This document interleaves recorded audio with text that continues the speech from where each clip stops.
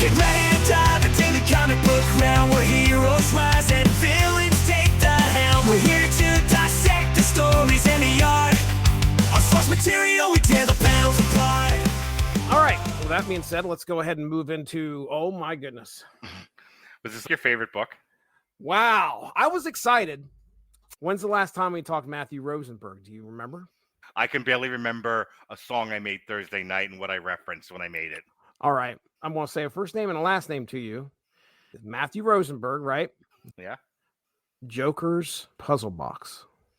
Oh, that's him?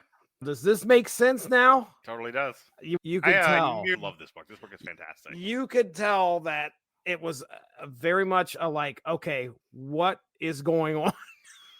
I had a distinct thought while I was reading this book. It was like, huh? And then I was like, oh. Well, I was thinking about how the Marvel Cinematic Universe destroyed filmmaking.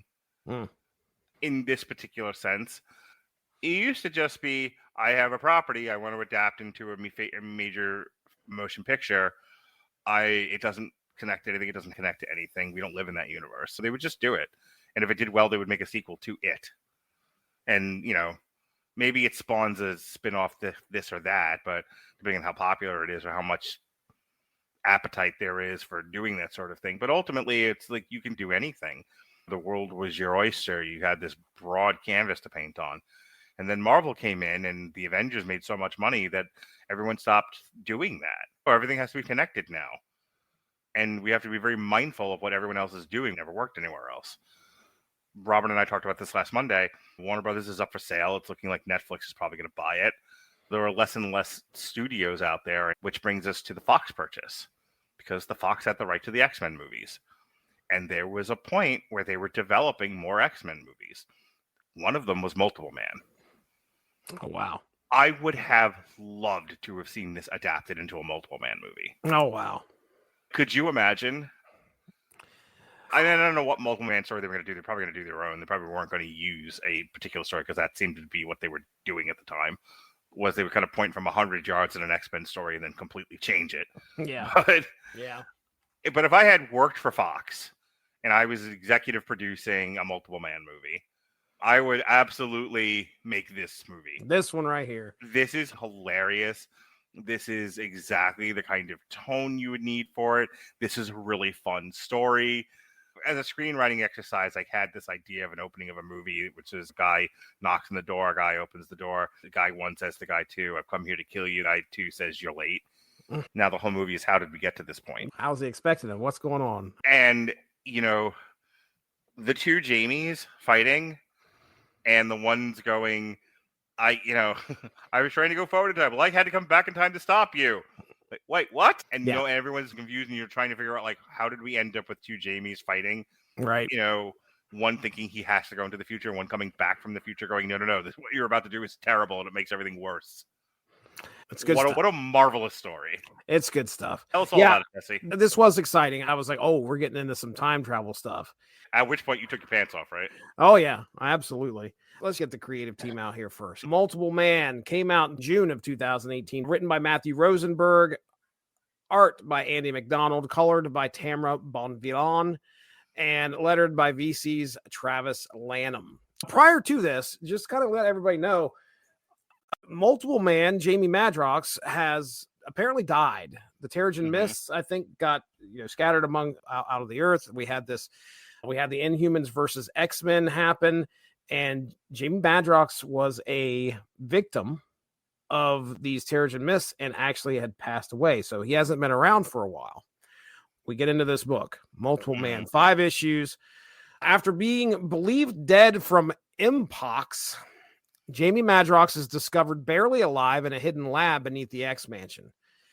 Beast stabilizes him, but Jamie learns his body is still decomposing. Desperate for a cure, he steals a time travel device from Bishop, vanishing into the time stream.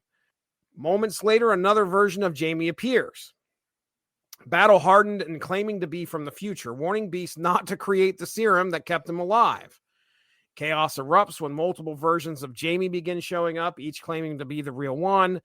The confusion worsens when a group of powerful alternate future Jamies, including a Hulk-like one, one that looks like Cable and Warlock fused together. We have a robed sorcerer, which Doctor Strange cloak. Jamie, there's a Deadpool Jamie that shows up. They invade the mansion, announcing that they've come to recruit him to stop the end of the world. These Jamies take the reluctant original into a grim dystopian future ruled by a tyrannical Emperor Madrox. There, Jamie discovers he has become a brutal dictator, worshipped like a god, and a small resistance called the Resistance, led by a teenager named Davy, his son with Layla Miller. A little on the nose, don't you think? You walk in and they have it spray painted on the wall behind the guy. It says the Resistance. It's hilarious. Working with a cyborg small resistance led by a teenager named Davy, his son with Layla Miller fights against his regime. Working with a cyborg forge, Jamie learns that the Emperor's empire was built by one of his own dupes gone rogue after Beast's serum allowed them to survive independently. So let me just stop here real quick to let everybody know, if you're not familiar with Multiple Man, my understanding is if I impact myself, like hit myself in some way, yeah, this is going to be a fun description here. Impact, and my head went in the wrong place. Not impact. An impaction. I want to have to go to the hospital for this one. If Listen, you, it looks like a good impact. Don't knock it till you try it, Justin. all right, thanks. That's great to know. So if I hit myself in some way, the impact of that hit would possibly shoot off a duplicate. So Jamie, that's where the Multiple Man thing comes from. If you kill me, all the dupes that spawned off of me die. Beast has now created a serum that he can inject into a dupe that gets spawned off of me, and that person would not die if I was to die. That duplicate wouldn't die. So that's the important thing to remember about this serum, okay? All right. So now that we got that out of the way, determined to undo the apocalypse, Jamie hatches a convoluted plan involving sending new duplicates into different eras to gather allies and outsmart the time loop itself. But when the resistance is crushed, Davy is killed, Jamie is captured and brought before the Emperor, another darker version of himself. The Emperor kills him without remorse, decapitating the man who tried to change fate. The Emperor is haunted by the killing, though, realizing it was his future self, becomes trapped in a cycle of guilt and self-destruction. It's really interesting because I remember that moment in the comic. He cuts Jamie's head off, and supposedly you would feel something, because if some of his duplicates die, you can psychically or somehow there's a tether. So if they die, you feel it. When he cuts off the head of Jamie Prime that we've been kind of watching here, he doesn't feel anything. And Jamie, his last words to the Emperor were like, when you do this, you got two choices. You can either stop what you're doing right now, or you can go ahead and kill me, and then you're going to realize how big of a mistake that is. So he cuts Jamie's head off, and he doesn't feel anything. He realizes that he just killed his future self. Now he starts to feel guilty. He starts to fall into this pit of despair, and he kind of turns a new leaf pretty quickly. He soon finds himself transported back to the present, just as the story began, completing this whole crazy paradox. Meanwhile, future versions of Jamie scour alternate timelines, attempting to recruit more allies. The Sorcerer Supreme, Tony Stark, to mutant survivors in the year 2099, all leading to a massive collision of modified Madrox dupes at the X-Mansion. As time collapses, there's definitely stuff going on with the timeline here. At one point in issue 4, Jamie keeps going to the same spot over and over, and then finally it's just not there. We got a new guy, the subordinate that was under Jamie Madrox, the Emperor, a guy by the name we're just going to call General Madrox. He shows up, and he's leading an army of Jamies to fight the X-Men. The mansion just kind of gets, blown to smithereens practically. But finally, when we get to the end, Jamie Prime faces off against General Madrox, both claiming to be the original. The two brawl savagely, each trying to reabsorb the other until Jamie finally absorbs his counterpart, only to find himself consumed by the same madness. He assumes command of the army, but the Hulk Madrox sees through his act. At Jamie's pleading, Hulk reluctantly kills him to end the endless cycle. So he just takes his hands and just crushes Jamie's head.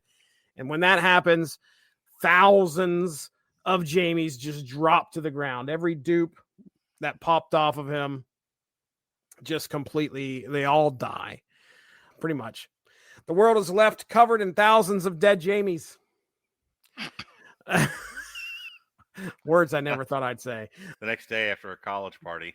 The ultimate monument to his fractured identity. Yet in a darkly comic twist, another Jamie, bearded, wearing a Hawaiian shirt, steps out of a portal days later, casually asking what he missed. The story closes with him walking off into the distance, alive again, carrying Beast's serum, proving that for Jamie Madrox, the cycle of duplication and chaos never truly end. Just a little bit on our Jamie Madrox that shows up at the end. So when in this dystopian future, when Jamie is like saying, okay, I need you to go to this timeline, I need you to go to this timeline, this and this. He's got all these time devices and he's sending them. One of them finds. Isn't that like that Avengers story where they keep sending different Avengers? Or do I have it backwards? I know they got Avengers from different time periods. Oh, you're thinking Avengers Forever. Yeah, I think Avengers what you're Forever. talking about. Yeah. Yeah. So, yeah, this guy, they actually show like each one of these guys showing up. One shows up, I think, in the Old Man Logan verse. The other one shows up in 2099. This one guy shows up and he runs into Cable and some parts of X-Force playing volleyball on the beach. He heads over to a bar and you never hear from that guy again. Did you catch Punisher in the Speedo? Punisher in the Speedo. Yeah. Wonder Man was in the other one. They were playing volleyball. But yeah, he walks up to a bar and that's the last thing you hear about him. And that's the guy, that's the dupe that shows up at the end of this, which is great. So anyway, I'm going to stop there. I had a blast with this book as well. What's your thoughts, Mark? I loved it. I thought I could see this being its own movie.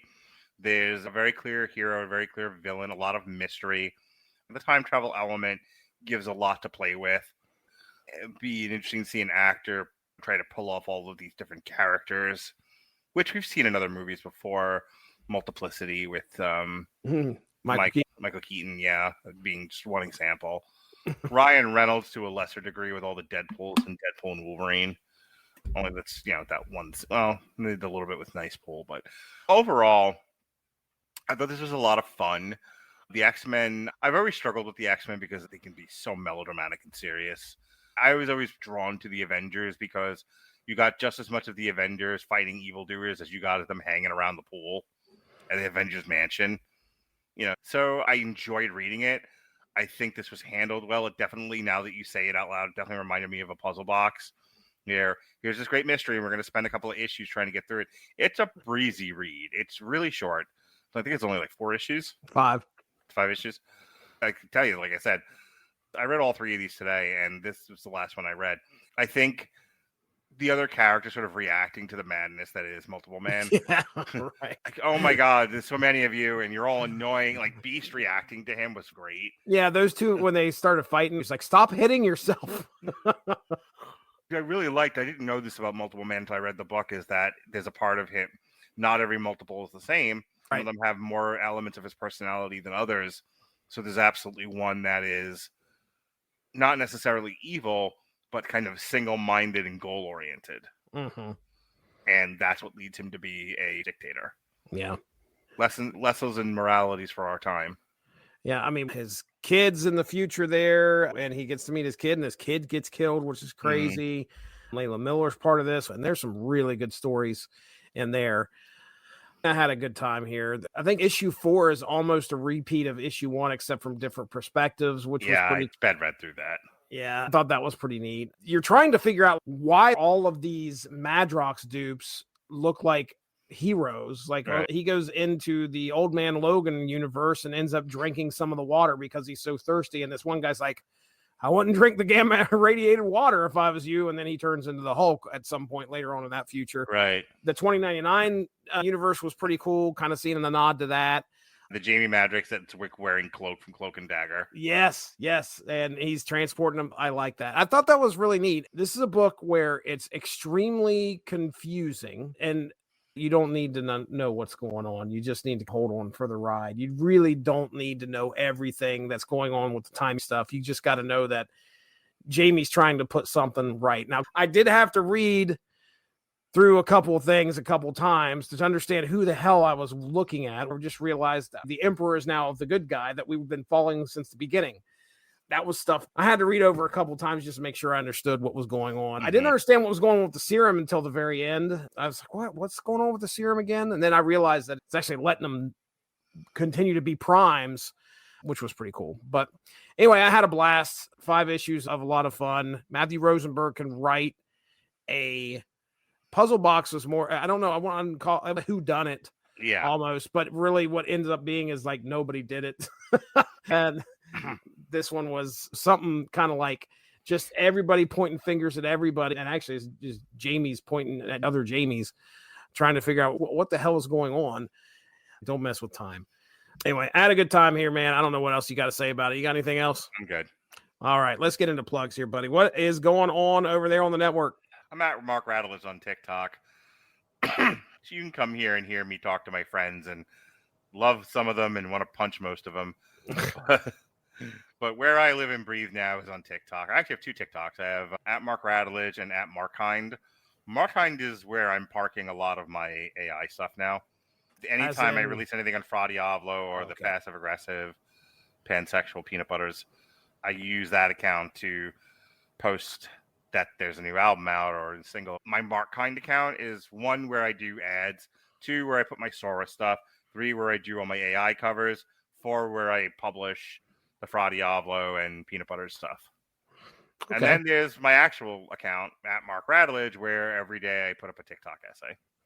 Got it. This essay will be on how Superman is more fascist than Trump. Oh boy. Why is Santa Claus angry? That's what the comments, top comment. Yes. You're listening to a Source Material Comics podcast. We got all sorts of episodes right here. We're at over like 300 episodes, maybe close in 350, something like that. Hey, me and Mark talk a lot of comics all the time. Also, the Unspoken Issues podcast, which is focusing on 90s comics. Go out and check that out if you like 90s comics. It's an affiliation with the Unspoken Decade. And then, of course, Snap Material, myself and Evan Bevins get together and talk about Marvel Snap. That should be happening here pretty soon. I think we're going to drop 4 20-minute episodes in about a couple weeks after we record this. So with that being said, we are getting out of here. As Mark Radulich, I'm Jesse Starcher. Thanks for joining us. We'll talk to you soon. Have a good one. Bye-bye. Thanks for joining us. All of this would not be possible without W2Mnet.com, so make sure to seek them out for more podcasts. If you enjoyed what you heard today, please feel free to share, and we look forward to entertaining you again soon.